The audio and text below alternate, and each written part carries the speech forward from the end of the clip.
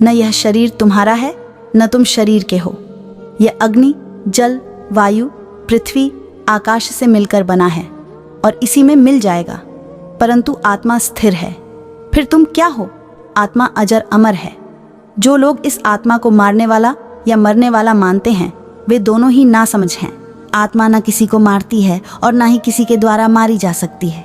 जैसे इसी जन्म में जीवात्मा बाल, युवा और वृद्ध शरीर को प्राप्त करती है, वैसे ही जीवात्मा मरने के बाद भी नया शरीर प्राप्त करती है। इसलिए वीर पुरुष को मृत्यु से घबराना नहीं चाहिए। तुम अपने आप को भगवान को अर्पित करो। यही सबसे उत्तम सहारा है। जो इसके सहारे को जानता है वह भय, चिंता, शोक से सर्वदा मुक्त रहता है। आत्मा ना कभी जन्म लेती है और ना मरती ही है। शरीर का नाश होने पर भी इसका नाश नहीं होता। शस्त्र इस आत्मा को काट नहीं सकते, अग्नि इसको जला नहीं सकती, जल इसको गीला नहीं कर सकता और वायु इसे सुखा नहीं सकती।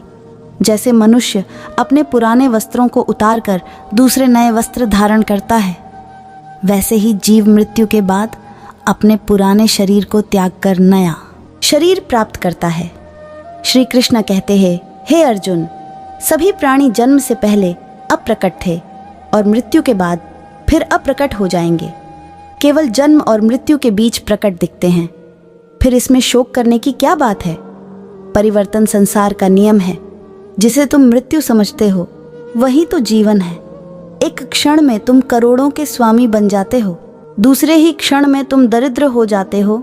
मेरा तेरा, छोटा बड़ा, अपना पराया मन से मिटा दो, फिर सब तुम्हारा है, तुम सबके हो। जो हुआ वह अच्छा हुआ, जो हो रहा है वह अच्छा हो रहा है, जो होगा वह भी अच्छा ही होगा।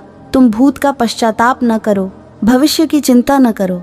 वर्तमान चल रहा है। सम्मानित व्यक्ति के लिए अपमान मृत्यु से भी बढ़कर है।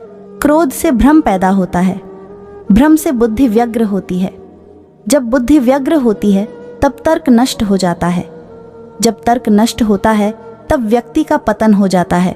सुख दुख, लाभ हानि और जीत हार की चिंता ना करके मनुष्य को अपनी शक्ति के अनुसार कर्तव्य कर्म करना चाहिए।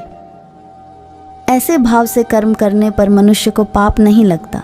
खाली हाथ आए और खाली हाथ चले जाओगे। जो आज तुम्हारा है कल और किसी का था, परसों किसी और का होगा। तुम इसे अपना समझकर मग्न हो रहे हो। बस यही प्रसन्नता तुम्हारे दुखों का कारण है। तुम्हारा क्या गया जो तुम रोते हो? तुम क्या लाए थे जो तुमने खो दिया? तुमने क्या पैदा किया था जो नाश हो गया? न तुम कुछ लेकर आए, जो लिया यहीं से लिया, जो दिया यहीं पर दिया, जो लिया इसी भगवान से लिया, जो दिया इसी को दिया। जो मन को नियंत्रित नहीं करते उनके लिए वह शत्रु के समान कार्य करता है। अगर आप अपने लक्ष्य को प्राप्त करने में असफल हो जाते हैं तो अपनी रणनीति बदलिए, न कि लक्ष्य